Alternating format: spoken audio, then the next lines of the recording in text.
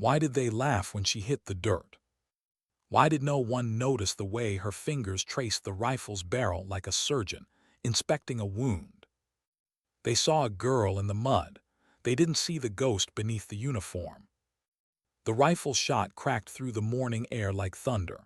A round tore the earth inches from her ear, spraying mud across her cheek. Rachel Thompson didn't move.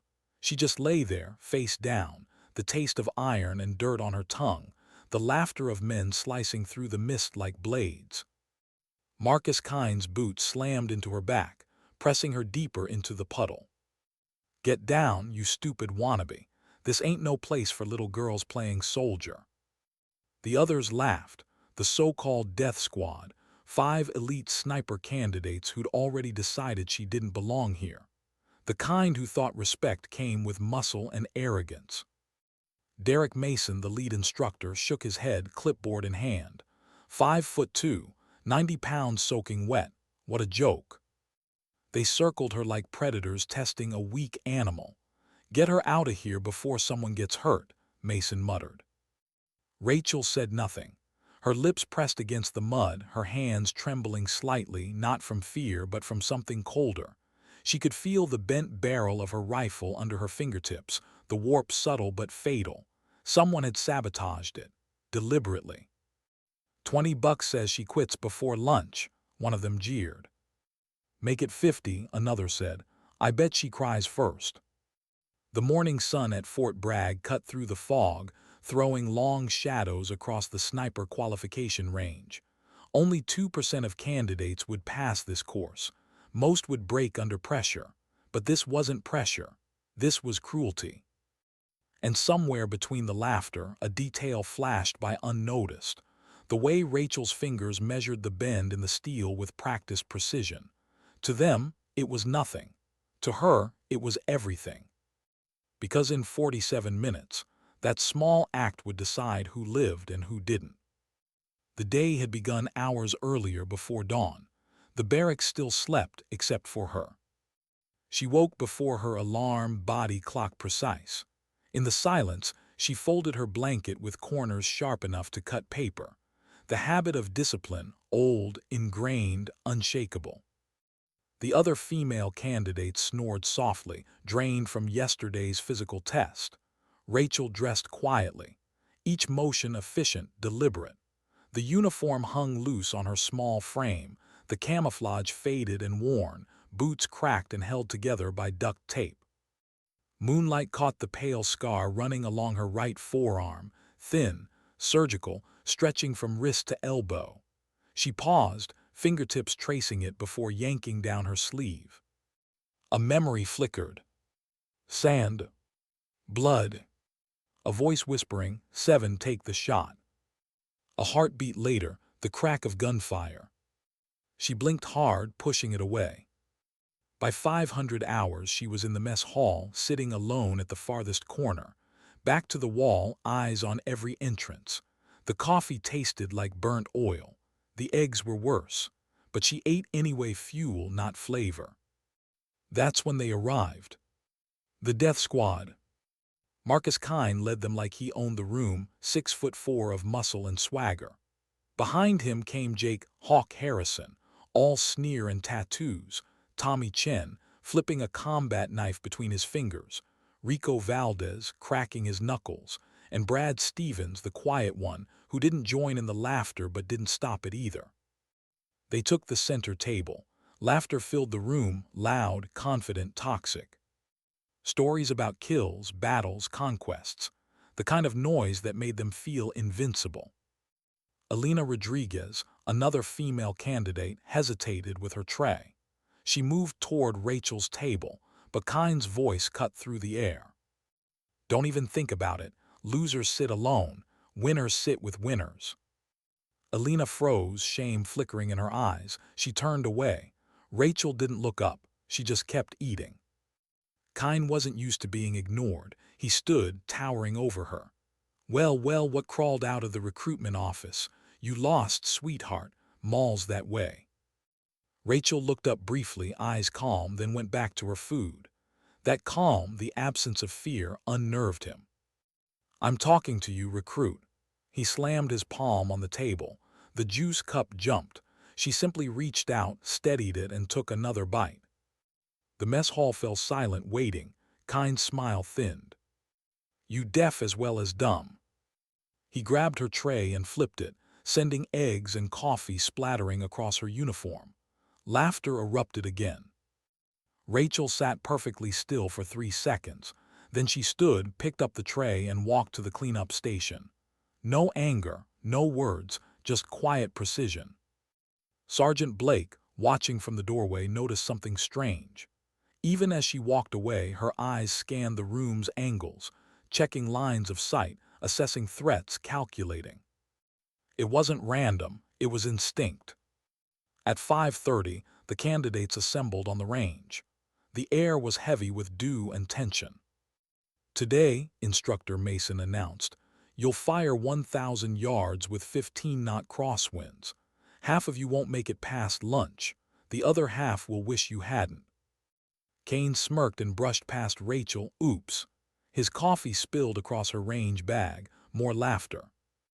Rachel tilted the bag, letting the coffee drain from a corner. Her face didn't change. Blake, observing again, noticed her footwork, heel to toe, perfectly silent on gravel. Not civilian, trained. At 600, they lined up for rifle assignments.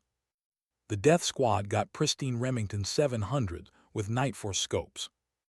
Rachel got serial number 13, a battered Barrett M82 that looked like it had survived 3 wars and lost everyone.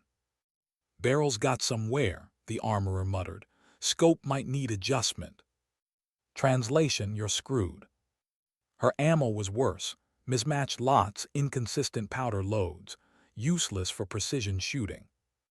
Mason called out, "Station 13 far right, full sun in your face, good luck." Rachel carried the rifle to her post and began her setup. No complaints, no words. She examined each round by hand, feeling the minute weight differences, sorting them with a method only someone deeply trained would know. Elena, setting up nearby, watched in fascination. "Hey, Princess," Kine called.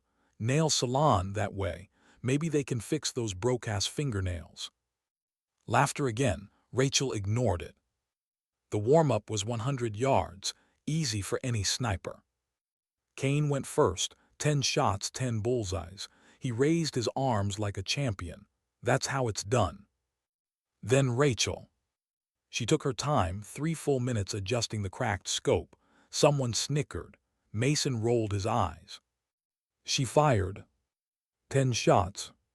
7 hits. Murmurs rippled through the group. "See, told you." But Sergeant Blake frowned. He pulled out his spotting scope. The hits weren't random. All 7 were through the same hole, just slightly off-center. The misses, wild, but consistent with bad ammo, not bad shooting. He muttered under his breath, she knew. By 700, the wind picked up. Now they were shooting 500 yards, crosswinds gusting at 20 knots. This was where real snipers earned their name. Kane's squad made sure Rachel never got a moment of peace. Loud jokes, accidental bumps, sand kicked toward her rifle. Mason even brushed her barrel mid-aim. Oops, butterfingers. She recalibrated silently, no trace of emotion. 9 minutes left, 10 shots. 8 of them hit. 8 perfect, centered hits with a sabotaged rifle and mismatched ammo. Kane only scored 7, his jaw tightened. Then something else happened. Rachel murmured to herself mid-calculation, crosswind 2.3, dropping to 1.8. Elena overheard. That wasn't beginner talk, that was elite precision. Her breathing patterns tactical, Elena whispered to Blake. That's 4242 rhythm, that's advanced training. Blake nodded slowly. He'd seen it before, but not from recruits. At 800, the unexpected happened. Colonel Harrison, commander of the sniper school, arrived unannounced. He rarely watched early qualifications. Something about the morning had drawn him out. Kane sensed the chance to show off. All right, ladies, moving targets at 7:50. Loser cleans the armory for a month. He looked straight at Rachel. You in, princess, or scared? Rachel looked up, met his eyes. For the first time all morning, she spoke. Terms. Her voice was calm, controlled. Kane blinked. 5 targets, 30 seconds, standard silhouettes. Age before beauty, she said softly. Chuckles, a few impressed glances. Mason smirked. Kane took his shots first, 4 hits out of 5. He grinned like a champion. Beat that. Rachel loaded her magazine. Mason had tampered again, mixed ammo weights. She noticed instantly, didn't say a word. Arranged them heavy to light. Trying to make them prettier, Rico sneered. She lay prone, exhaled, and the world went silent. 5 targets moved laterally at high speed. Her breathing slowed. Her pulse dropped. Time stretched. First target, center mass. Second, upper chest, compensating for a gust she felt before it hit. Third, clean through the moving silhouette's shoulder. Fourth, dead center. Fifth, perfect hit before the buzzer. 5 shots. 22 seconds. The range went silent, except for the faint clang of metal. Blake whispered, "That's impossible." Colonel Harrison lowered his binoculars slowly. The pattern, the rhythm of her firing felt familiar, too familiar. He'd seen it once before, Kandahar 2019. A ghost codename, Phantom 7. As Rachel packed her rifle, Mason's smirk faltered. The men around her fell quiet. For the first time, they didn't see a small woman. They saw something else. She brushed mud from her sleeve, the faint scar catching sunlight for a heartbeat. Then she turned away, her voice soft but deliberate. Day's not over yet. She walked off the line, leaving silence in her wake. No one laughed this time. Because deep down, every man on that range felt the same strange, unspoken fear. That maybe the weakest person in the mud was the most dangerous one there. Why didn't she fight back? That question followed Rachel Thompson long after she'd left the range. Most recruits who'd been humiliated that brutally would have snapped, yelled, complained, begged. She'd done none of that. She'd simply endured, and somehow that silence felt louder than any scream. By 900 hours, the base had shifted into its daily rhythm, distant gunfire from other courses, the smell of oil and cordite in the air, the metallic heartbeat of discipline.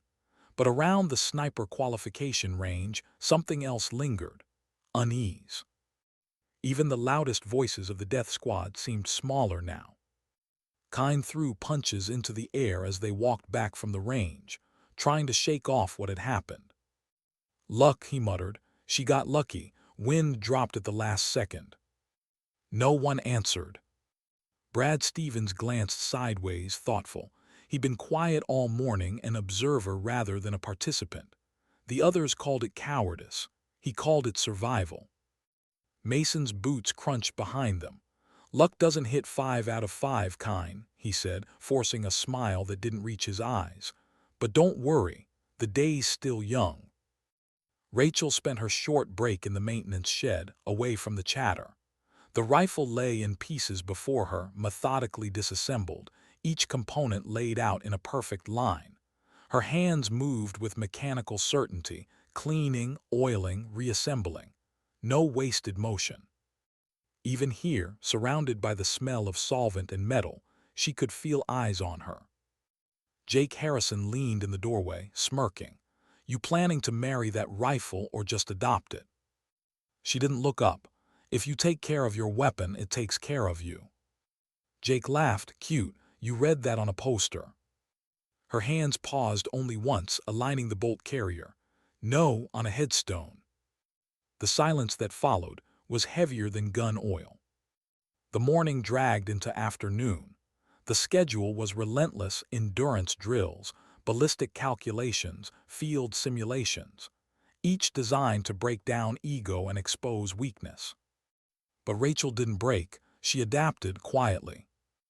During wind-reading drills, She used blades of grass while others relied on digital meters. During data on previous engagement tests, she wrote formulas from memory that most snipers didn't learn until advanced school.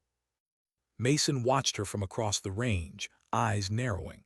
Something about her precision felt wrong, not learned, remembered, like a pianist playing an old song. "Too good," he muttered, "way too good." Lunch came and went. She ate alone again, same corner, same wall at her back. The others kept their distance, not out of respect but uncertainty. When people can't define you, they fear you. The base intercom crackled. Afternoon exercise, navigation prep. Candidates report to ready area at 1500. Elena Rodriguez approached her table cautiously. "Rachel, listen," she whispered. "That route they gave you for night nav, it cuts through training area 7. Nobody goes there, it's unsafe." Rachel looked up calm. "Unsafe how?" "Old bunkers, collapsed tunnels. They shut it down decades ago." Rachel's gaze didn't waver. "Then why assign it?" Elena hesitated. "Because Mason approved it."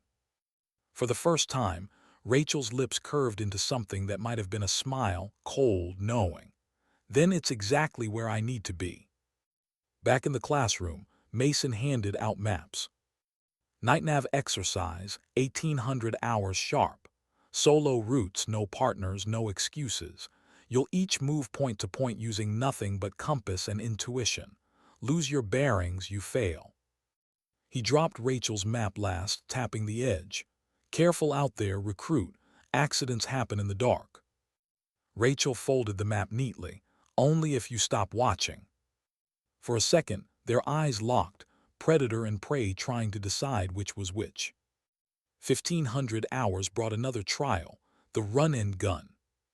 Candidates sprinted 400 meters in full kit, then engaged targets while their hearts still pounded. It was designed to test control, breath, focus, calm under chaos.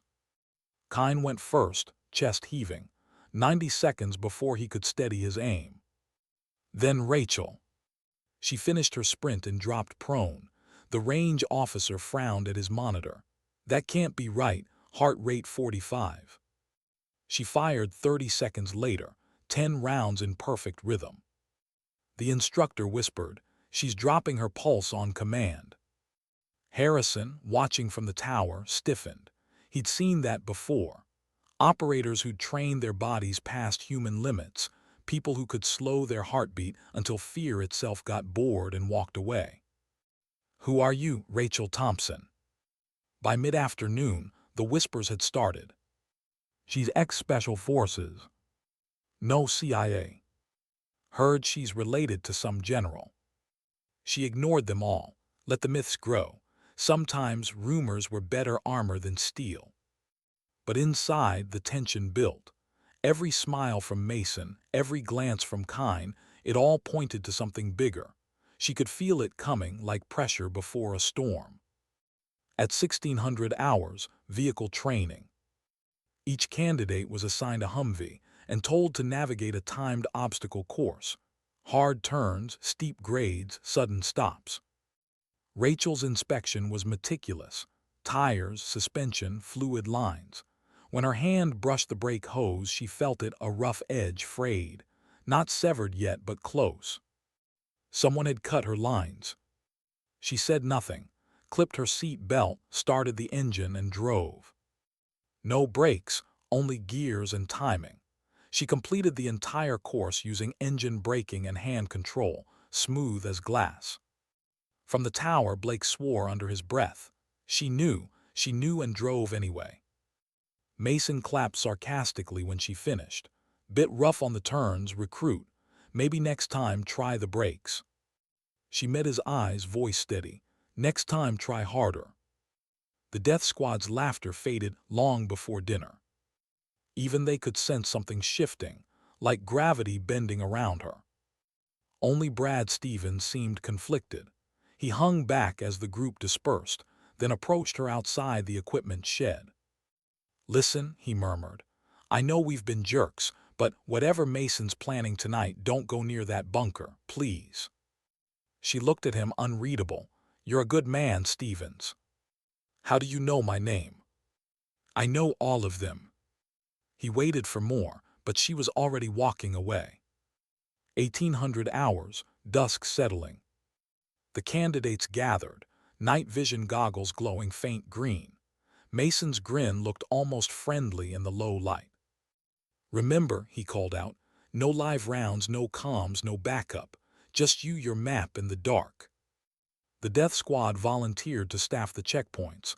Mason didn't object. Why would he? Rachel accepted her compass, turned toward the tree line, and disappeared without a word.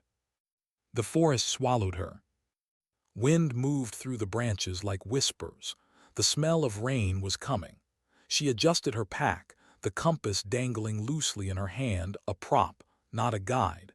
She already knew the terrain better than any map could show. She wasn't following the assigned path. She was paralleling it, staying just far enough off to remain unseen. At checkpoint 3, the death squad waited. Flashlights off, whispers sharp with adrenaline. "Think she'll show?" Rico hissed. "She'll show," Kind said. Mason made sure of it. They had everything ready. Dead batteries in her night vision gear, a compass adjusted 30 degrees off, fake, cheating papers planted in her locker. The plan was simple: lock her in the old bunker, report her missing, let her fail quietly. But the woods were too quiet. Even the insects had gone still. Kind checked his watch. "She's late." Jake shifted uneasily. "Maybe she got lost already." "Maybe," Kind muttered, "or maybe." A branch snapped. They turned as one. Rachel stepped into the moonlight, calm as if she'd been expected. "Checkpoint 3 for Thompson," she said evenly. "Mark my navigation card." "Well, well," Kind grinned. "End of the line, princess." Rico took her rifle. Jake grabbed her arms. Tommy opened the bunker door, its hinges screaming. "Inside, we'll let you out at dawn, maybe." She looked past them into the darkness of the bunker. Then back at Kind. 6 hours, she said quietly. "Stay together, you'll need each other." "What's that supposed to mean?" "Advice." She stepped inside. The door slammed shut. Metal groaned. The lock clanged home. For 60 seconds she stood still, listening. Their laughter faded into the distance. Then she knelt, fingers tracing the concrete floor, the hinges, the edges of rusted metal. Old systems, weak points, patterns. She escaped worse places than this. From her pack she pulled wire, bent it with quiet strength, and went to work on the lock. Her breathing never changed. Click. The bar lifted silently. Outside, far away, thunder rolled. Only it wasn't thunder. 1900 hours. An explosion shattered the night, deep, violent, real. Machine gun fire followed, echoing through the trees. Then sirens, the base alarm, a sound no one ever wanted to hear outside training. The death squad froze mid-sentence. "What the hell was that?" Jake whispered. "Drill." "No drill uses live rounds," Brad said quietly. Kind's radio crackled. "All personnel to defensive positions. This is not a drill. Repeat, not a drill." They stared at each other, unarmed, 2 miles from base, and the only person who might have known what to do was locked in a bunker. "Get her out," Kind barked. They scrambled to the door, hands shaking. Jake fumbled with the latch. "It's jammed." "Move," Kind yanked him aside. The lock wouldn't budge. Then a metallic click from inside. The door creaked open. Rachel stepped out, calm, pale, eyes reflecting the moon. The makeshift lockpick glinted between her fingers. "Where, the nearest weapons cache?" she asked. No one spoke. "What?" Kind stammered. "Emergency arms room. Every training area has one." "Where?" 1,200 meters west," Brad blurted. She was already moving. "Stay here. Guard the armory. No one touches anything without authorization." "You can't just—" But she was gone, swallowed by the darkness again. Voiceover softens, lower reflective. They thought they were the hunters. They didn't know the storm had just found its eyes. Somewhere behind the clouds, lightning flashed. Somewhere ahead, Rachel Thompson, or whoever she really was, ran toward the gunfire. And by the time the sun rose again, the world would know her name. What do you do when the simulation turns real? For Rachel Thompson, the answer was instinct. She didn't think, she moved. The night had teeth. Gunfire pulsed through the trees like lightning made of sound, short, precise bursts that spoke of training, not panic. Whoever was attacking the base knew what they were doing. Branches whipped against her face as she sprinted through the dark, boots soundless on wet earth. The storm clouds above broke just enough for moonlight to flash across her path, one heartbeat of silver clarity in a sea of black. The death squad had stayed behind as ordered. Good. They were safer, ignorant.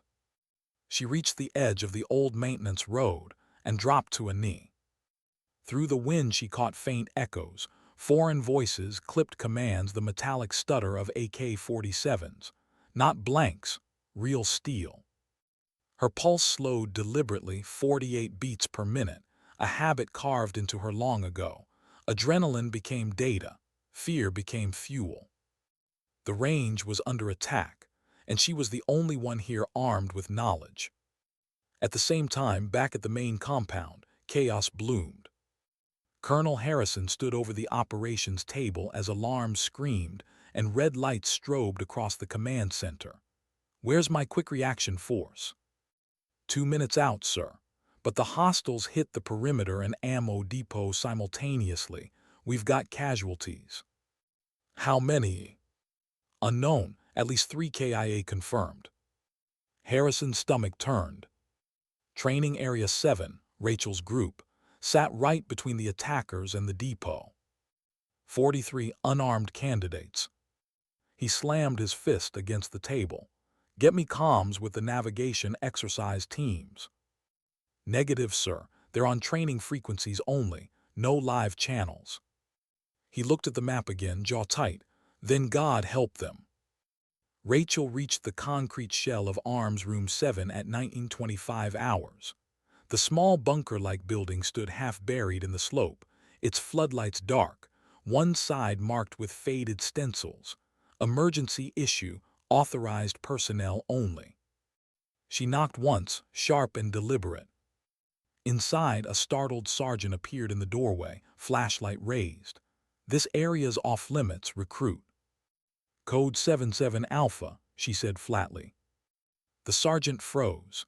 His eyes widened as the radio on his shoulder squawked, the automated clearance override confirming the code. He lowered the light slowly. "Ma'am." Rachel stepped inside, opened the vault. He didn't question her again. She moved directly to the back rack, bypassing everything new and shiny, stopping in front of an old black case stamped PS0007. Her fingers hesitated for a single second, not nostalgia, just recognition. Then she opened it. Inside lay a Macmillan TAC-3 .38 rifle. Matte barrel, custom suppressor, optics tuned for distances most snipers called impossible. She checked the chamber, cycled the bolt, loaded with match-grade .338 Lapua Magnum rounds. The weapon felt heavier than she remembered, or maybe the years had made her lighter. "Stay here," she told the sergeant. "Anyone comes for weapons, confirm identity twice. If they hesitate, detain." "Yes, ma'am." Rachel stepped back into the storm. Back in the woods, Kine paced near the bunker with the others. Every distant explosion twisted tighter around his nerves. "This is insane," Rico muttered. "Those aren't blanks." "No kidding." Jake's face gleamed with sweat. "We've got no comms, no guns." Brad's head jerked up. "Listen." From far off came the dull, rhythmic cough of a suppressed rifle, single shots spaced like a heartbeat. Kine frowned. "That's close. Sector 7A maybe." They couldn't see it, but Rachel had already reached Building 31. the highest vantage over the depot valley. The rooftop gravel crunched softly under her boots as she lay flat, rifle angled toward the tree line. Through her scope, chaos unfolded. Security teams pinned behind trucks, muzzle flashes flaring from the woods. She found the enemy sniper first, 823 yards out, well camouflaged, experienced. He had two soldiers trapped in the open, bleeding. She inhaled, exhaled. The wind whispered at 25 knots southwest. She adjusted 3 clicks right, 1 down. Waited for her heart to pause between beats. The suppressed rifle exhaled once. A kilometer away, the hostile dropped without a sound. She shifted position immediately, rule one of sniper warfare. Never fire twice from the same place. Within 30 seconds, she had a new angle, a new target, a machine gun nest raking the main gate.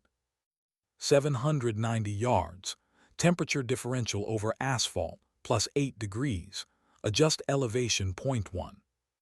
She squeezed. The gunner collapsed mid-burst. His assistant barely moved before the second round found him. Rachel rolled to a secondary position, her mind detached, clinical. Each target a problem to be solved, each shot a solution. Below, soldiers scrambled for cover, shouting updates. None knew who their guardian ghost was. Colonel Harrison, watching through surveillance cameras, leaned closer to the grainy feed. "Whoever that is, she's saving us." In the tactical room, an aide pulled up the access log. "Sir, the arms room record shows an emergency issue at 1927.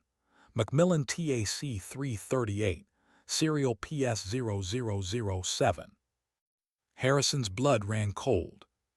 He turned slowly toward Master Sergeant Williams. "Run shot pattern analysis, 773 interval." Williams hesitated. "Sir, that protocol was—" "I know," Harrison snapped. "Run it." Seconds later, the computer overlaid timestamps of the sniper feed. Perfect rhythm. 7 seconds acquire, 7 hold, 3 reset. Williams whispered, "That's Kandahar cadence, Phantom 7. Harrison stared at the monitor. "She's supposed to be dead." Back on the roof, Rachel adjusted again. Rain thickened, smearing the lens. She wiped it with her sleeve, found a new target, the enemy commander yelling into his radio. Distance 912 yards, wind shift east 5 degrees. Extreme range. She compensated, felt the air pressure, and let the rifle breathe. The man's head snapped sideways. Silence swallowed the valley. 3 remaining hostiles broke and ran. 3 more breaths, 3 more pulls. All down. 12 targets, 13 minutes, none left standing. Rachel ejected her last spent casing, the metallic click swallowed by rain. Then she spoke into the captured enemy earpiece. "Sector 7 clear, dispatch recovery teams." Her voice was calm, almost bored. The calm of someone who danced with death too many times to be impressed anymore. At 1955 hours, she walked back through smoke and sirens to the arms room. The death squad stood at attention without realizing why. Kynes saluted before catching himself. Rachel placed the rifle on the counter. Weapon cleared and safed, 14 rounds expended. The sergeant looked at his screen, then at her. "Ma'am, this serial number. I know who it belongs to." She turned toward the recruits. "Report to the commandant's office at 600, all of you. Bring Stevens." Her tone left no room for argument. Then she was gone, vanishing into rain and flashing lights. Inside the command center, Harrison stared at a classified folder just delivered from Internal Affairs. A name under a photo partially obscured by tactical paint. Captain Rachel Morrison. Call sign Phantom 7. 127 confirmed kills. Officially KIA October 2019. Kandahar ambush. Harrison whispered, "It can't be." Williams exhaled. "Sir, DNA from that ambush was incomplete. 2 bodies unidentifiable." "Then we buried the wrong one." Before he could say more, Captain Hayes from Internal Affairs burst through the door, tablet in hand. "Sir, the recruit Thompson just returned that rifle. PS-0007. Harrison's heart thudded once. "That's Phantom 7's weapon." Hayes nodded. "It was supposed to be destroyed 3 years ago." Harrison looked toward the rain-streaked windows, toward the dark range beyond. "Get me General Morrison, now." 2,000 hours. The conference room smelled of wet earth and cordite. Outside, emergency lights flashed red through the downpour. Inside, silence reigned. Rachel sat across from Harrison, uniform damp but precise, expression unreadable. "Captain Morrison," Harrison began slowly, "or do you prefer Thompson?" "Rachel Thompson," she said evenly. "That's the name on my enlistment papers." He pushed the open file toward her. "Then you already know what's inside." "I do." "Then you know I could have you detained right now for falsifying identity." Her gaze didn't waver. "You could, or you could listen." "Go on." "The attack tonight wasn't random," she said. "Someone sold them our patrol routes, response times, and the sniper school schedule."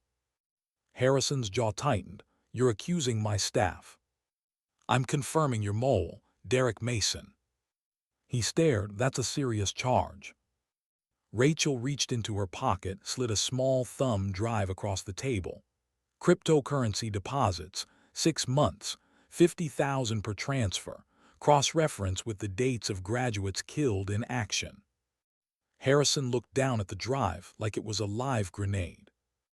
"How long have you been investigating this?" 2 years. "And tonight?" "Bait," she said simply. "Mason's greed made him predictable." The door opened. General Thomas Morrison entered, still wearing flight gear, rainwater dripping from his shoulders. His eyes locked on her. "Rachel." "Sir." Harrison glanced between them. "You two know each other." General Morrison took a seat beside her. "She's my wife." The room went very still. Rachel didn't look away. "We staged my death to infiltrate the network that's been selling our people out. Tonight proved it worked." Morrison nodded. "Mason's in custody already. Stevens and Rodriguez witnessed the arrest." Harrison tried to find words. "You mean the entire day, the humiliation, the sabotage, you let it happen?" She answered quietly. "Control requires prediction. Prediction requires trust in chaos. They created the chaos I needed." Her eyes were cold but not cruel. "Sometimes you have to be the ghost so others can stay alive." Outside, the rain eased into mist. Floodlights swept the field where hours earlier she had lain face down in mud, laughed at, dismissed. Now the same mud bore the marks of 12 enemy bodies. Voiceover softens, reflective. "Every soldier carries 2 battles, the one before them and the one inside. One demands aim, the other demands purpose. And when purpose returns, even ghosts can breathe again." Rachel stood, saluted the general, and left the room. Behind her, Harrison whispered to himself, half in awe, half in disbelief. "She's not a recruit. She's the reason recruits still have a base to train on." What happens when a ghost sits across from the living? When truth becomes heavier than a rifle. The rain outside the command building softened to a cold drizzle, washing the blood and gunpowder from Fort Bragg's asphalt. The base slept uneasily, floodlights casting halos in the fog, but inside the conference room, no one moved. Colonel Harrison stood by the window, arms crossed. General Morrison leaned over the table, eyes fixed on the small flash drive Rachel had delivered. Rachel herself sat still, posture perfect, expression unreadable.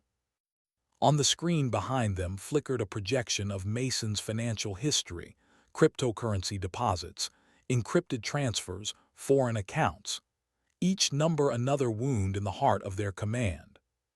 50,000 a month, Harrison muttered. Paid by who? Shell corporations tied to a known hostile intermediary, Rachel said quietly.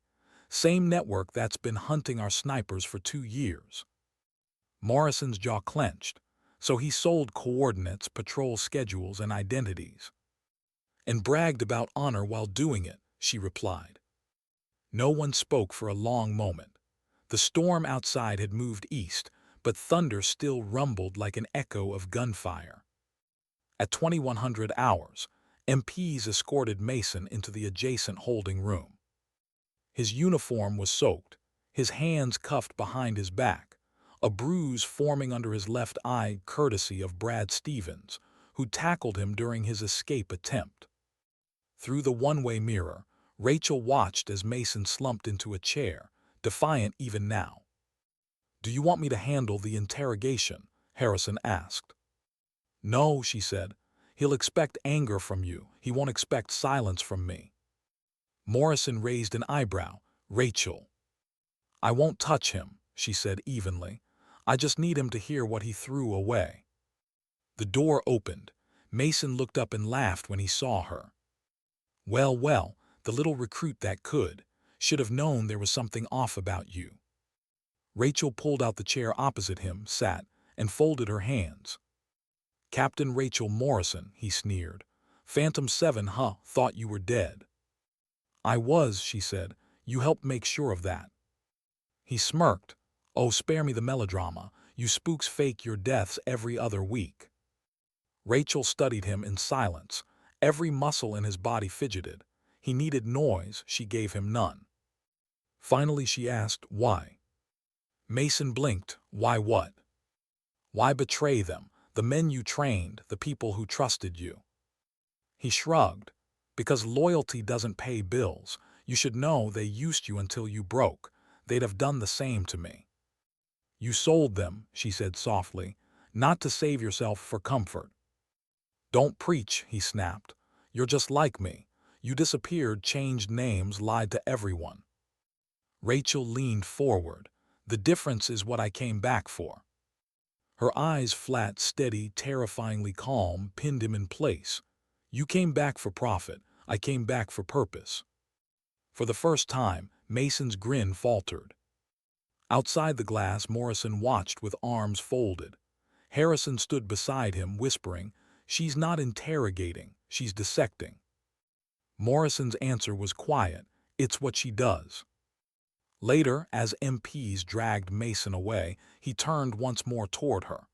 "You think killing a dozen insurgents tonight makes you a hero again. You're still just a weapon, and weapons don't get redemption." Rachel didn't answer. But the flicker in her eyes wasn't rage, it was recognition. Because deep down, part of her believed him. 21:30 hours.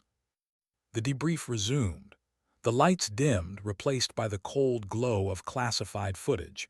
Snipers lost in the field, coordinates leaked, ambushes perfectly timed. Each image hit Harrison like a physical blow. "How long has this been happening?" 2 years documented, Rachel said. "Probably longer. We traced 17 nodes so far. Mason was just one conduit." Morrison's voice was gravel. "And you've been tracking them alone." She nodded. "After Kandahar, when Command declared Phantom 7 KIA, I stayed underground. Different names, different postings. Every identity a breadcrumb. Until now. Until I found the source." She tapped the drive. "This network runs deep beyond the military, contractors, analysts, civilians with clearance codes, selling the names of the people who protect them." Harrison rubbed his temples. "You should have come to us sooner." Rachel's gaze sharpened. "Would you have believed me?" He didn't answer. He didn't have to. The room emptied slowly, leaving only the three of them. Morrison poured coffee into paper cups. Steam curled between them like smoke from a battlefield. "You shouldn't have come back here," he said quietly. "You could have passed your intel another way." "You know why I couldn't," she replied. "Mason trusted only what he could see. He needed to see me fail before he'd relax enough to move." He studied her face, the scar on her arm, the faint tremor in her fingers when she thought no one was watching. "You let them humiliate you. You let them lock you in a bunker. It kept them alive, she said, and it gave me the freedom to act when the shooting started. Rachel. She looked up, eyes calm, almost kind. Don't. But he did anyway. How long can you keep doing this? Disappearing, reappearing. Different names, different lives. You can't be a ghost forever. She smiled faintly. You'd be surprised how easy it gets. His voice softened. You're still my wife. She tilted her head. Am I, or just another alias in your files? For a moment the soldier vanished, replaced by something raw, a woman who'd carried too many faces for too long. Then the walls rebuilt themselves. I don't get to have normal, Thomas, not anymore. You earn more than this, he said. I earned truth, she whispered, and the truth is this isn't over. Outside, MPs loaded Mason into a transport vehicle. Cameras flashed despite the late-hour base security documenting every move. The recruits who had tormented Rachel that morning now stood guard, silent, drenched, watching their former idol reduced to a prisoner. Brad Stevens stood apart from them, expression grim. When Rachel stepped out of the building, he straightened. Ma'am. She paused. You stayed. Yes, ma'am. I thought maybe you'd need a witness, she finished. Good instinct. He hesitated. Is it true you were Phantom 7? Rachel studied him for a long moment. It doesn't matter what I was. What matters is what you choose to be next. Brad nodded, though he didn't fully understand. She walked past him into the mist, the headlights painting her silhouette in white. For the first time he saw not a victim, not even a hero, but a question none of them could answer. 2200 hours.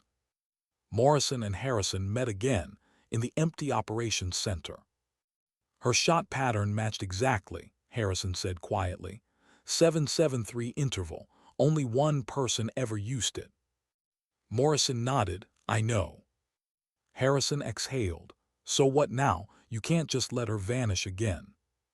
She'll decide that, Morrison replied. General, with all due respect. Morrison looked up sharply. You weren't there in Kandahar. You didn't see what she became after that convoy burned. I lost her once already. I'm not going to cage her because the world's more comfortable with ghosts than with the people who make them. Harrison fell silent. There was nothing left to argue. Later that night, Morrison found her in his temporary office, standing by the window.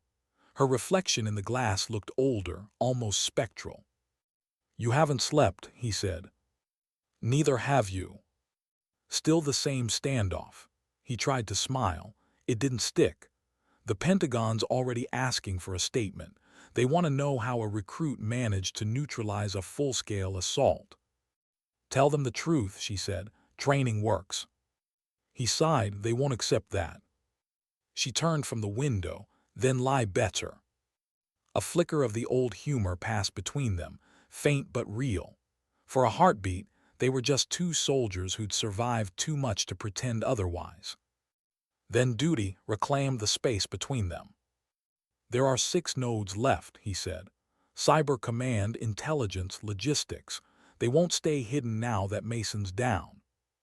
Good, she said. Let them panic. He hesitated. You can't do this alone forever. I'm not alone, she replied, just unseen. He reached out, fingers brushing hers, a gesture more command than affection. Rachel, listen to me. You're bleeding time, you need rest. She met his eyes. Rest is for people who can stop remembering. He didn't try again. Outside, the base was slowly returning to order. Floodlights dimmed one by one, replaced by the pale gray of false dawn. Rachel walked the range in silence, boots sinking slightly into the same mud where she'd been mocked just hours before.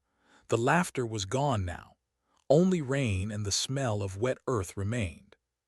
She crouched, running her fingers along the ground, tracing the indentation where she'd lain that morning. In the distance, the flag stirred in the wind, tattered but upright.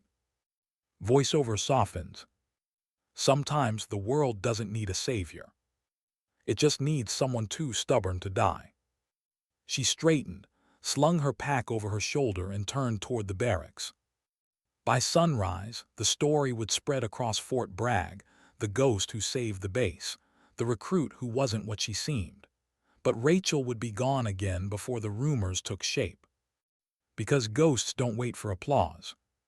They move to the next shadow before the light finds them. What does dawn mean to soldiers who have seen the night? For some, it's relief. For others, it's judgment. The morning after the attack was unlike any other at Fort Bragg.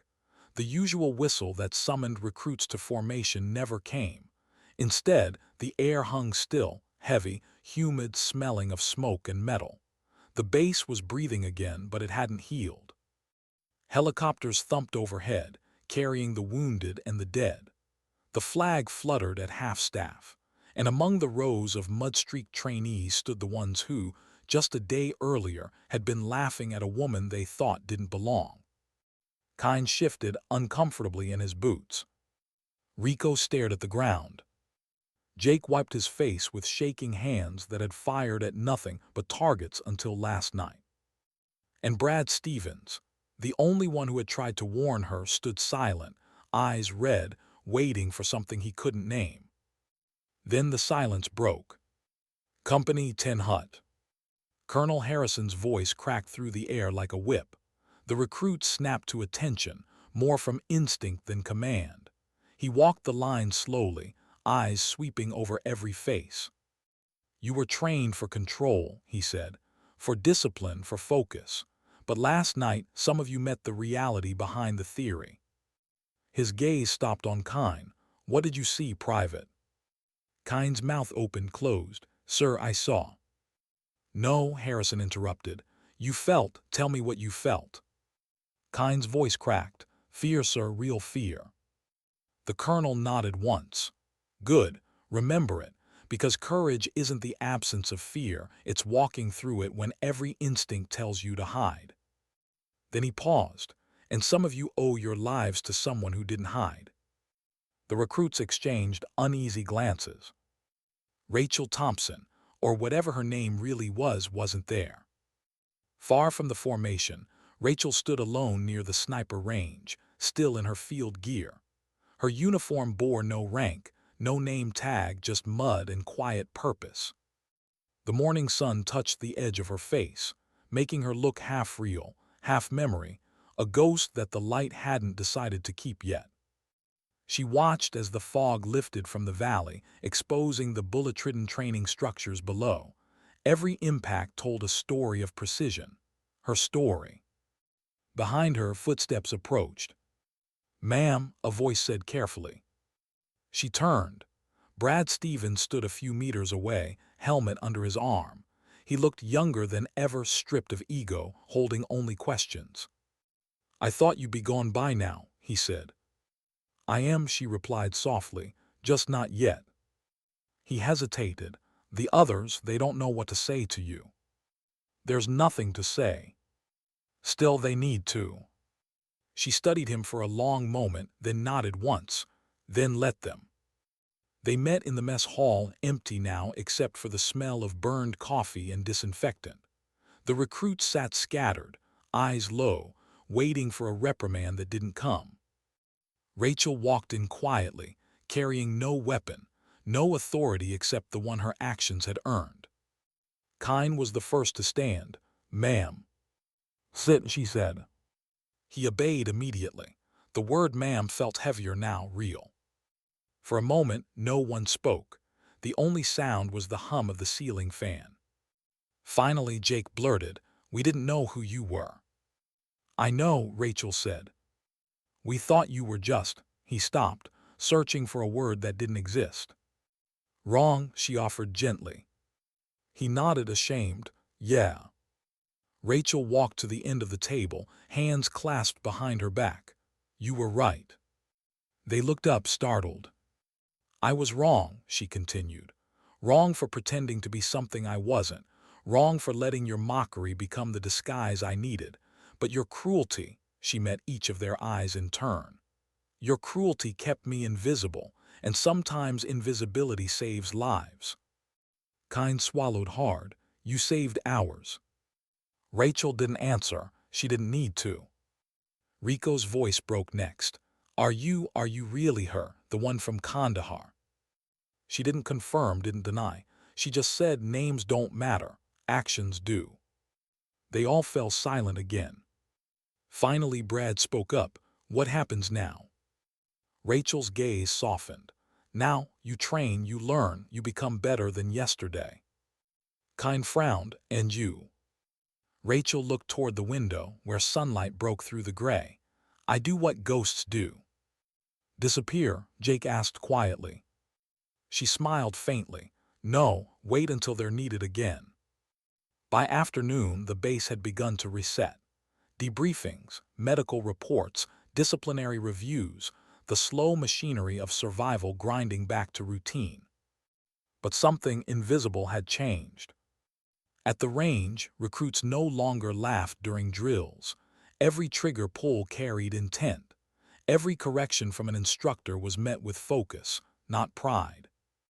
Alina Rodriguez, the quiet one who had warned Rachel about Mason's trap, now led the female trainees in endurance runs, silent, determined, her expression no longer timid but fierce. And Kine, once the loudest voice of mockery, spent hours adjusting his scope, mimicking Rachel's breathing patterns, learning to slow his pulse until the rifle moved as one with him. Fear had reshaped them, but respect rebuilt them. Meanwhile, inside the administrative wing, Harrison faced General Morrison across a table strewn with reports. Intel confirms Mason's contacts were part of a larger leak network, Harrison said. Civilian defense contractors, overseas transfers, encrypted comms routed through Turkey and Belarus. Morrison rubbed his temples. And Rachel? She left the base 2 hours ago. No request for clearance, no destination filed. The general's lips twitched into something between pride and grief. Of course she did. She's still operating. Morrison nodded. She always was. I just didn't see it until she was gone. Harrison hesitated. If the Pentagon asks where she is. Tell them, Morrison said quietly, she went home. Harrison frowned. And where's that, sir? The general's eyes lifted toward the horizon beyond the window. Wherever she's needed next. By early evening, word had spread not officially but through whispers. They called her the Ghost of Bragg. Some said she was ex-special forces.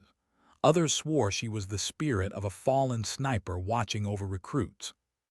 None of them knew the truth, and that was exactly how Rachel wanted it. Still, among those whispers, something remarkable began to take root: respect for silence. Where once laughter had filled the barracks, now there was focus. Where arrogance had ruled the range, now there was patience. They didn't idolize her. They honored her by becoming what she believed they could be. That night, long after lights out, Brad Stevens sat alone at the range, staring at a single unspent bullet in his hand. He turned it slowly between his fingers, thinking about how fragile everything had been, their pride, their ignorance, their safety. A faint sound behind him made him turn. Rachel stood in the shadows, her figure half lit by the moon. You're up late, she said. I couldn't sleep, Brad admitted. I keep hearing the gunfire. She nodded. It fades, slowly, but it fades. He held up the bullet. You think people like us ever deserve peace? Rachel walked closer, her eyes soft but steady. Peace isn't given, Brad, it's made. One honest act at a time. He swallowed. You really think I can be like you? She smiled, the first real smile he'd seen. No, you can be better. Then she turned to leave. Rachel, he called after her. She paused. Why come back at all? You could have stayed dead. For a long moment she said nothing. Then her answer came, low and measured like a prayer. Because the living needed reminding that ghosts bleed too. And then she was gone again, walking into the fog that rolled in from the valley. Voiceover slows, reflective. layered with faint music beneath the words. They mocked her for being quiet. They mocked her for being different. But when the night came, it was the quiet one who stood between them and death. And in that silence, they finally heard her truth. Strength isn't always loud. Sometimes it breathes. Sometimes it waits. And sometimes it walks away, not because it's broken, but because it's done what it came to do. As dawn rose again, Fort Bragg looked almost normal, but it was. Because somewhere in every heart, a new rule had been written. That dignity doesn't demand applause. It simply acts. What does a soldier do when the war refuses to end? When the battlefield follows her home? For Rachel Thompson, or Captain Rachel Morrison, depending on which name you believed, there was no line anymore. The uniform might change, the mission might shift, but the weight stayed the same.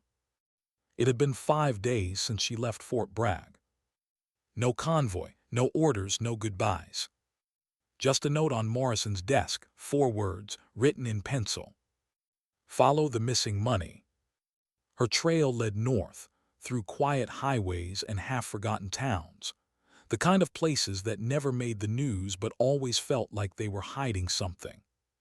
She drove an old black pickup with no plates, a duffel of weapons under the seat, and a small encrypted tablet glowing faint blue in the dark. On screen, transaction logs, Mason's final message to contact marked only as V. Coordinates traced to a private logistics firm outside Baltimore, Caldwell Defense Systems. The irony wasn't lost on her. Companies like Caldwell built patriotism into their slogans and betrayal into their ledgers. As the city lights came into view, Rachel whispered to herself, "Let's see what you're guarding, Mr. Caldwell." She arrived near midnight. The facility loomed behind a chain-link fence topped with razor wire. Floodlights painted everything sterile white. Cameras rotated in slow arcs, lazy but precise. She parked in a drainage ditch half a mile away and waited, listening. The city's hum faded to nothing, leaving only the pulse in her ears. At 100 hours, a security truck rolled through the gate, 2 men inside chatting, bored. Rachel slipped from the shadows as they passed, scaled the rear fence, and vanished into the dark. Inside, the compound smelled of oil and ozone.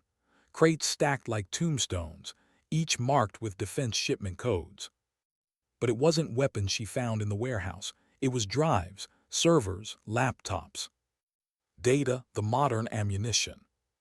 She plugged her portable decryptor into the nearest terminal. The screen filled with cascading numbers. Within seconds, a folder opened labeled simply, Asset Management. Rachel clicked once. Her reflection flickered across the monitor as names scrolled down, soldiers, contractors, analysts. Each entry had a price beside it. A price for betrayal. A price for death. Her breath caught. She scrolled faster, past names she didn't recognize, until one stopped her cold. Rodriguez ELENA status, active, price, 25,000 USD. Her jaw tightened. Rodriguez, the only trainee who had warned her about the trap, the only one who believed her before knowing who she was. And someone had marked her for sale. Rachel downloaded the list, copied every transfer record, and shut down the terminal. But the motion sensor behind her blinked red. Footsteps, voices. "Hey, who's in there?" Rachel moved fast, slipping behind a storage rack as 2 guards entered. Their flashlights cut through dust and shadows. She waited until one passed close, too close, then struck.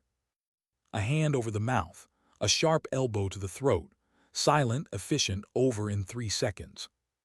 The second guard turned too late. Her suppressed sidearm coughed once. He fell. Rachel exhaled, eyes cold. "I warned you to stay asleep." She dragged the bodies behind crates and exited through the maintenance corridor. Alarms hadn't tripped yet. But time was short. By the time she reached her truck, The horizon had begun to gray with pre-dawn light. At 700 hours, the encrypted file reached General Morrison's private network. He read it once, twice, then picked up the secure phone. "Harrison," he said, "wake up Cyber Command, we're not done." By 900, Rachel was already heading south again, toward Raleigh. The old radio played static and the sky ahead threatened rain. She didn't mind. Rain made it easier to disappear. Every few miles, she glanced at the mirror, habit, not fear. The reflection that stared back wasn't quite familiar anymore. Lines deeper, eyes sharper. A woman molded by silence and shaped by consequence. She once thought of herself as a protector. Now she wasn't sure what she was protecting or from whom. The phone vibrated once. An encrypted message flashed. "You shouldn't have looked. No sender ID." Rachel's knuckles tightened around the wheel. So they knew. By afternoon, she reached a small diner off Highway 64, a relic from another time. The waitress poured her coffee with a smile that didn't reach her eyes. The TV behind the counter played muted news. Fort Bragg attack officially attributed to rogue paramilitary group. Investigation ongoing. Rachel stared at the screen, her expression unreadable. The waitress glanced at her. "You are me." Rachel shook her head. "Not anymore." The woman smiled faintly. "You still carry yourself like one." Rachel looked down at her cup. Some habits don't die. The bell over the door jingled. Two men entered, clean-cut, unmarked jackets. Too polite, too watchful, not locals. Rachel's hand slid under the counter, fingers brushing the grip of her sidearm. The taller man approached the counter. "Coffee, black too." The waitress nodded and turned away. The man looked at Rachel. "You've been busy." Rachel's eyes stayed on the cup. "You're going to have to be more specific." He smiled. "Caldwell Defense. You didn't think we'd let that go unnoticed." "We?" she asked. "Let's call us interested parties." Rachel's finger rested on the trigger beneath the table. "Then you should have stayed uninterested." The man's smile faded. "You could have been useful, Rachel, but you don't know when to stop." She took a slow sip of coffee. "Story of my life." The second man moved first, hand going inside his jacket, but she was faster. A flash of motion, a crash of ceramic, and both men were down before the waitress even turned. Rachel tossed a bill on the counter. "Sorry about the mess." The woman gawked. "Who are you?" Rachel paused in the doorway. "No one worth remembering." And she was gone before the first siren wailed. By nightfall, she reached a motel off a rural road, its neon sign flickering like a heartbeat. She checked in under a false name, Grace Walker, and locked the door behind her. The file from Caldwell glowed on the tablet screen. Name after name, account after account, every line proof of a system that profited off blood. She paused again at Alina Rodriguez. The coordinates beside her name pointed to a civilian address in North Carolina. That meant whoever ran this network wasn't done. Rachel leaned back, eyes closing briefly. Exhaustion clawed at her edges, but rest was a luxury she couldn't afford. She whispered into the empty room. "Hold on, Alina, I'm coming." Elsewhere in Washington, D.C., a storm of another kind was brewing. Inside a glass conference room, a dozen officials huddled around a table. On the screen, surveillance footage of the Caldwell break-in. Rachel's silhouette, blurry, indistinct, stepping through shadows. One man tapped his pen. "That's her, isn't it?" "Yes," another replied. "Phantom 7 thought she was dead." "She's not, and now she has the list." "Then we're exposed." The first man leaned back. "No, we turn it." "How?" "We leak it ourselves, make her the rogue, the traitor, the one selling names." Silence. Then someone said, "You really think anyone will believe that?" The man smiled coldly. "They always believe the lie that feels safest." Back at the motel, Rachel opened her eyes as her phone buzzed again. New message, same anonymous sender. This time just 2 words, too late. Her blood ran cold. She clicked the link attached.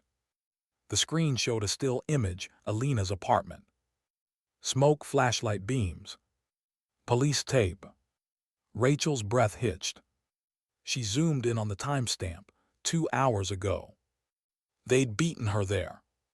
For the first time in years, Rachel felt something deeper than anger. Helplessness. She promised herself she'd never feel it again. But there it was, raw and old, clawing its way back up. She stood abruptly, packed her bag, and left. No hesitation, no plan, just movement. The night was endless as she drove, rain pouring, windshield streaked with neon reflections. The voiceover softens, low, haunting. Some missions aren't about orders. They're about promises. The kind you make when no one else will. But promises carry weight. And weight, if carried too long, becomes destiny. Rachel arrived at the apartment complex long after the police had gone. The air still smelled of burnt plastic and smoke, windows shattered. Inside, ash and silence. She found a spent shell casing near the door, standard issue. Military grade, not civilian. Execution, not robbery. She crouched, staring at the casing between her fingers. It wasn't just Alina they'd silenced. It was a warning. The system was awake now.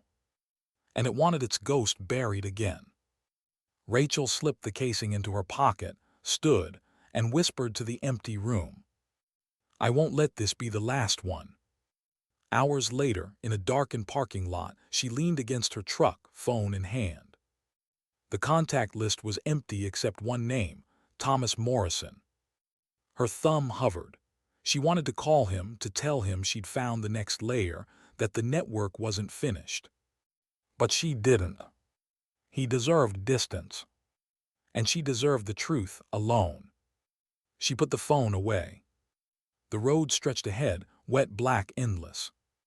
Voiceover slows, intimate, cinematic. The world doesn't run on courage or orders. It runs on choices. And the hardest choice of all is the one that keeps you moving. When every part of you wants to stop. Rachel started the engine. Headlights carved through rain. The ghost was in motion again. Not for glory. Not for vengeance. But for something rarer. Redemption. Who do you trust when the enemy wears your uniform? For Rachel Morrison, that question was no longer abstract. It had faces now, familiar, decorated, smiling in photographs framed by flags. And one of them had ordered Alina Rodriguez's death. She reached Washington before dawn. No convoy, no clearance, just another ghost slipping through security cracks that only someone who'd built them could find. The Capitol was slick with rain, its marble buildings gleaming like bones under streetlights. Somewhere behind those walls, men were rewriting history, one lie at a time. She parked 3 blocks from the Department of Defense annex and sat motionless, listening to the city hum. In the passenger seat lay the casing she'd taken from Alina's floor, cleaned, polished, accusing. Standard issue, but stamped with an identifier, Lot N34. A lot restricted to internal protection units, people with Pentagon access. She stared at it for a long moment. Then whispered, "So it's you." At 600, she entered the annex disguised as a logistics contractor. The ID badge was a perfect replica, one she'd forged years ago when she still operated under black site clearance. Her hair was tied back, uniform crisp, voice calm. The guards waved her through without question. Ghosts rarely need invitations. Inside, fluorescent lights buzzed faintly. She moved down sterile corridors until she reached Records Room 3B, off-limits to civilians. A quick swipe of an override key, a low electronic click, and the door opened. Rows of file cabinets stretched into shadows. She moved straight to Section N, pulled the drawer marked Ammunition Logistics, Special Access. Lot N34, issued 2 weeks ago. Recipient, Major Patrick Voss. Unit, Counterintelligence Protection Division. Voss, the same man who had once commanded her recon detachment in Kandahar. Her hands froze on the folder. She remembered his voice over the radio that night, the ambush, the fire, the silence afterward. He'd been the last one to call her alive, and the first to sign her death certificate. She copied the file, slid it into her jacket, and turned to leave, only to find a silhouette blocking the doorway. "Still quiet as ever," said a familiar voice. Major Voss stepped inside, his smile soft and cruel. I wondered how long before the ghost would come home. Rachel didn't reach for her weapon. Not yet. You killed her. He tilted his head. Rodriguez, collateral. She stumbled where she shouldn't have. Because of me. Because of us, he corrected. You and I built a system that needed to stay hidden. You should understand the cost of keeping order. Her eyes narrowed. Order, you sold names for profit. He laughed softly. Profit is order. Money keeps wars predictable. Predictability keeps them profitable. You of all people should appreciate efficiency. Rachel took one slow step forward. You killed soldiers who trusted you. I maintained balance, he said. And don't pretend you're innocent, Captain. Every mission you ran, every trigger you pulled, it all served the same machine. I just stopped pretending it was noble. The words landed like stones. She told herself she was different, but part of her knew every bullet she'd ever fired had kept someone's ledger balanced. Voss saw the flicker in her eyes and smiled. See, you understand, you could join me again, finish what we started. Her voice was almost a whisper. We started nothing, you just finished humanity. She moved first. A single step, pivot, elbow to the throat, spin. His hand went for his weapon, but she'd already drawn hers. The silenced pistol hissed once. The folder in his hand fell to the floor, blood spattering across the seal, marked confidential. She caught him before he dropped, lowering him gently to the tile. His eyes were wide with surprise, not fear. Rachel, he rasped, you can't stop it, the list bigger than you think. She leaned close. Then I'll start with your piece of it. When she stood, her expression was carved from stone. She wiped her prints from the door handle and walked away as alarms began to scream. By the time security swarmed the building, she was already on the metro, another face in the morning crowd. The city looked normal again.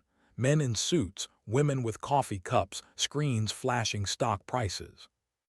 No one noticed the blood on her sleeve. She rode until the train surfaced into sunlight. Her reflection flickered in the window, half soldier, half shadow. And she thought of Alina, of Mason, of every name on that list. Voiceover slows. It's easy to die for something you believe in. Harder to live with what you've done for it.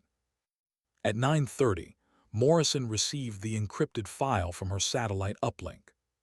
He watched in silence as Rachel's message unfolded on his screen. Voss compromised, terminated, network deeper than defense, tracing through congressional appropriations and private security firms. Follow the money upstream. I'll handle downstream. He set down his coffee, heart heavy. Harrison entered moments later, pale. Sir, the media's got leaks already. They're calling her rogue, claims she killed Voss and fled. Morrison swore under his breath. They're flipping the narrative. Orders from above. Higher than us. Harrison hesitated. Do we protect her? Morrison looked out the window at the Capitol dome gleaming under gray skis. We owe her truth, protection she can handle herself. Meanwhile, Rachel sought out an old contact, retired analyst Jillian Carter, the woman who had once run comms for her Black Ops unit. Carter lived off-grid in a cabin along the Chesapeake, feeding stray cats and pretending the world didn't exist. When Rachel arrived, Carter didn't look surprised. "I told Thomas you'd come here eventually." Rachel froze. He knew.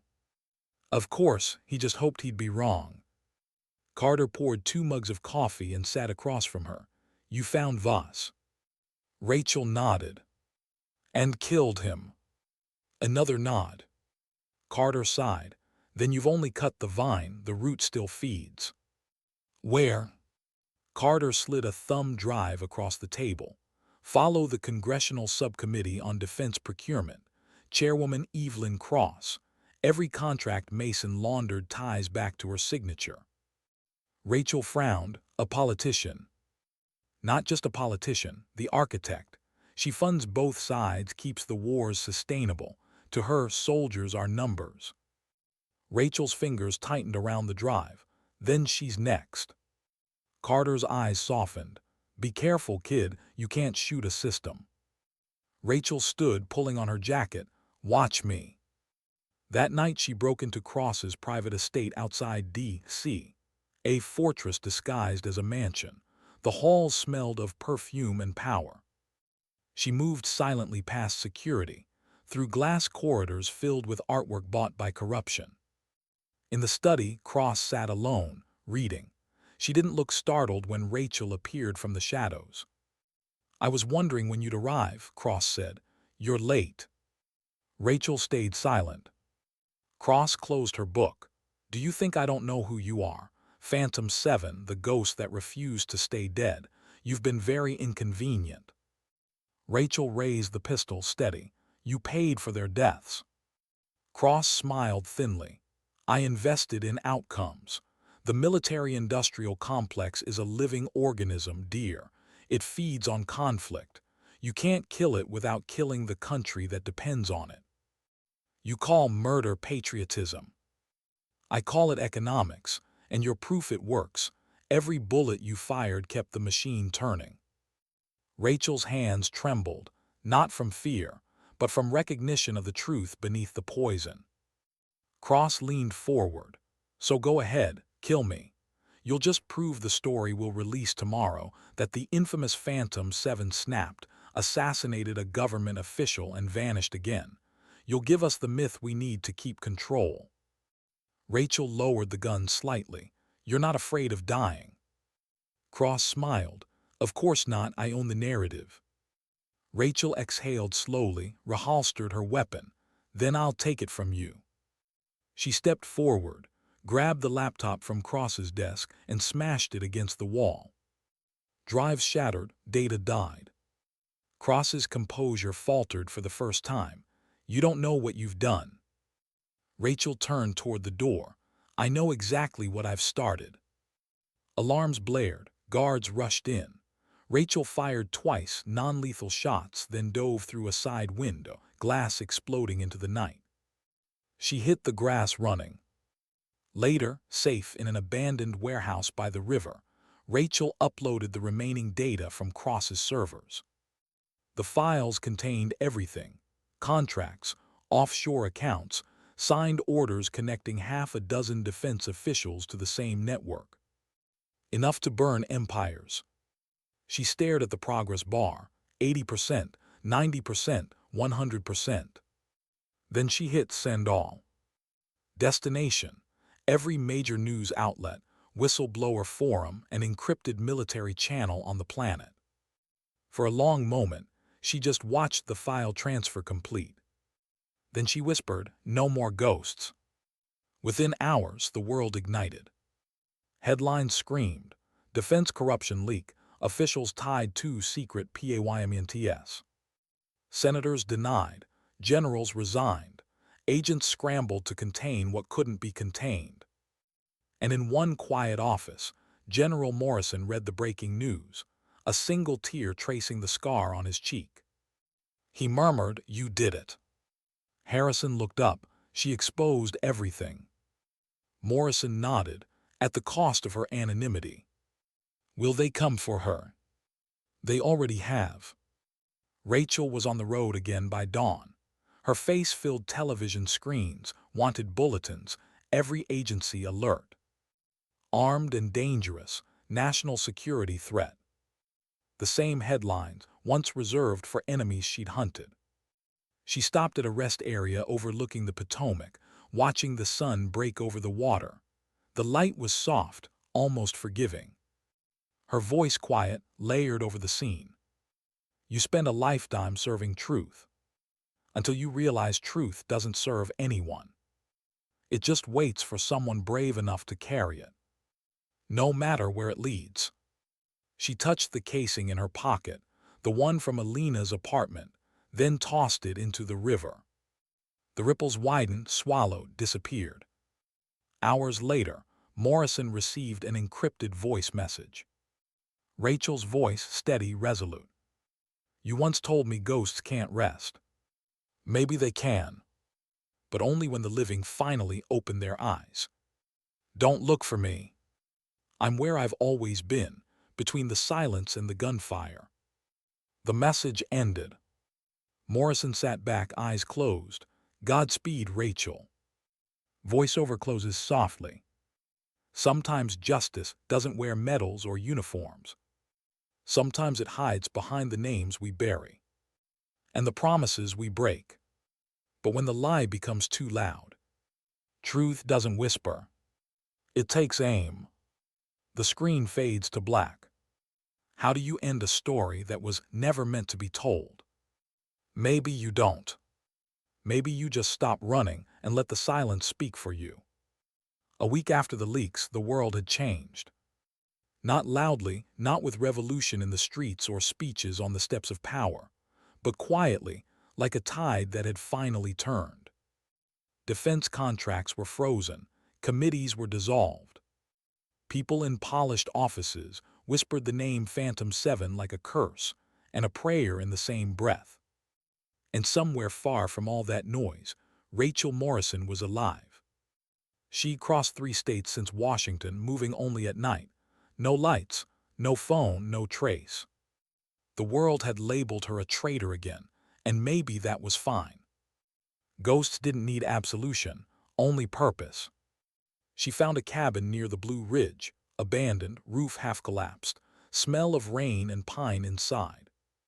It reminded her of Kandahar nights, when the world was only dust and heartbeat. She spent her mornings repairing the roof, her evenings by the window watching storms drift across the mountains. Her rifle leaned in the corner, unloaded. For the first time, she didn't need it close. The danger wasn't outside anymore. It was memory. Each night she dreamed of faces, Mason, Rodriguez, Voss, Cross. But they weren't accusing. They were waiting. Waiting for her to stop carrying them. She'd wake before dawn, sweat cold, breath shallow. The mountains would still be there, steady, patient. And she'd remind herself, I'm still here too. In Washington, the fallout grew teeth. Chairwoman Cross was under investigation. Dozens of officials had been forced to resign. And behind the headlines, General Morrison worked in silence, clearing Rachel's name without ever speaking it aloud. Colonel Harrison entered his office one morning, holding a folder marked classified, clearance REVOKED. They're calling it closed, sir. Phantom 7 officially deceased again. Morrison looked at the paper, then closed it gently. Let her rest. Back in the mountains, Rachel sat on the porch at dusk, a small radio playing faint music.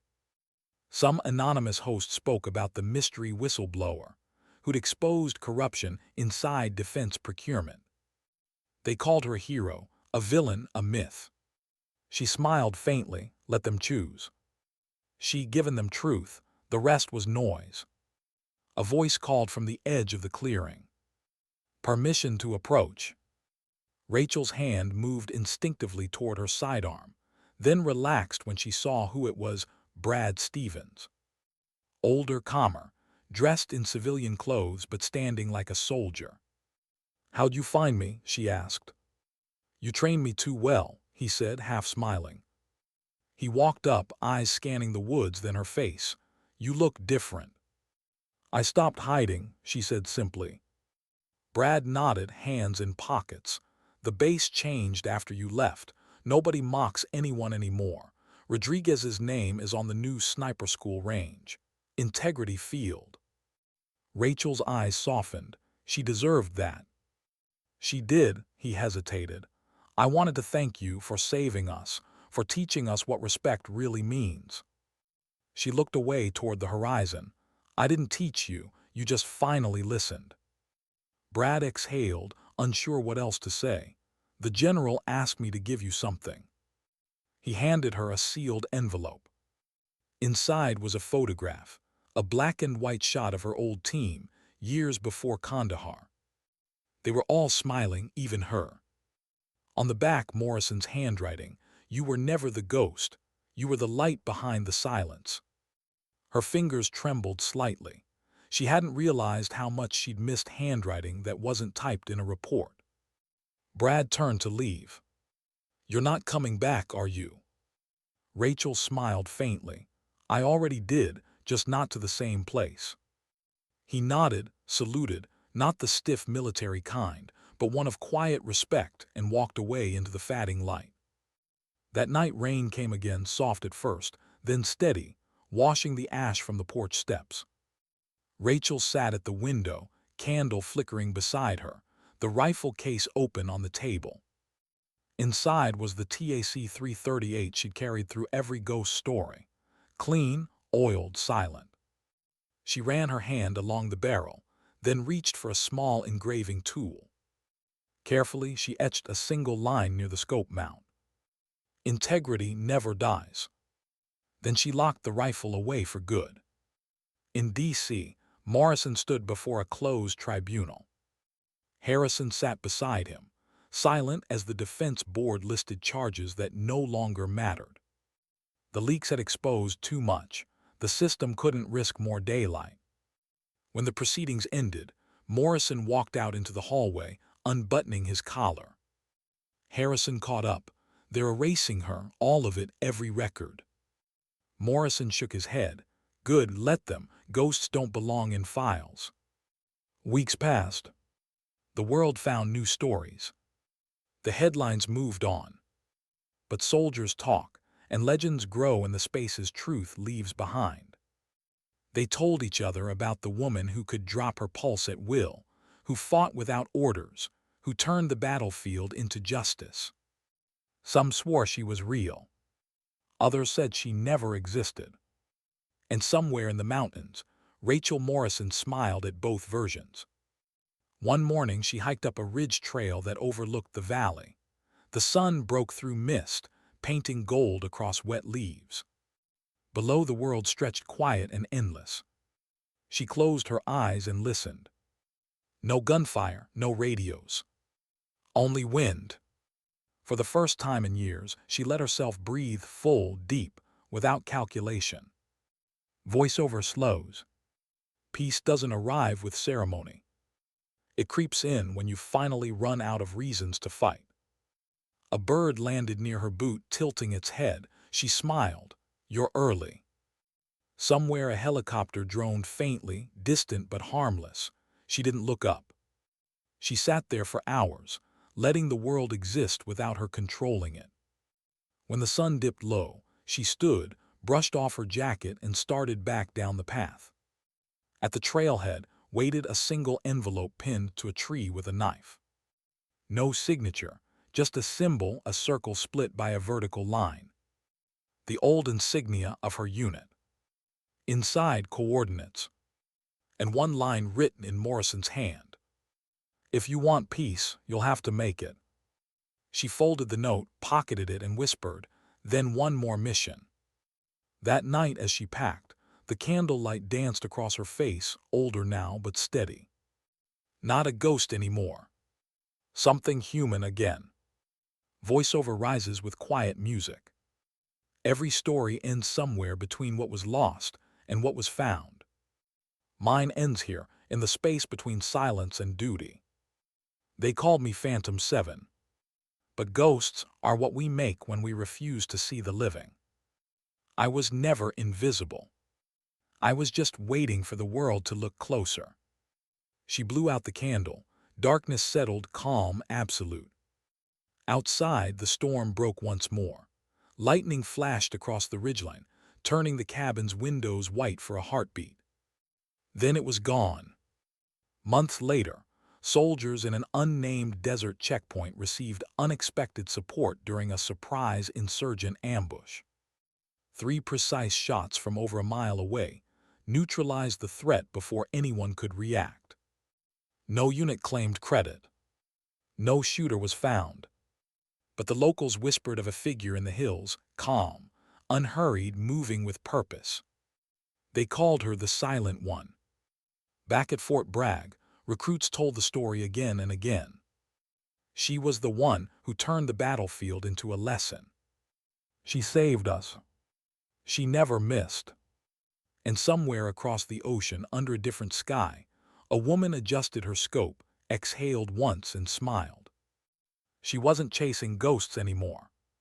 She'd become something else entirely. Voiceover closes, soft and steady, fading into music. Some wars end when the guns go quiet. Others end when the soul decides it's done pretending. Honor isn't about medals or names carved in stone. It's about the moments no one sees. The choices that keep others breathing. Sometimes dignity doesn't speak. It simply acts. Fade to black. A heartbeat. Then silence.